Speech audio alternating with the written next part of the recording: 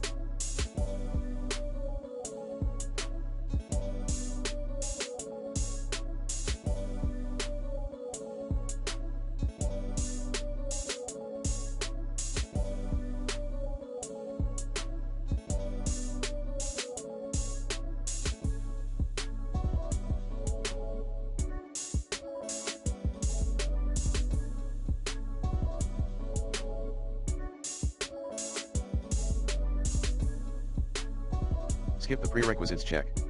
To do so, add skip build patch prereq into Epic Games Launcher's properties. 3.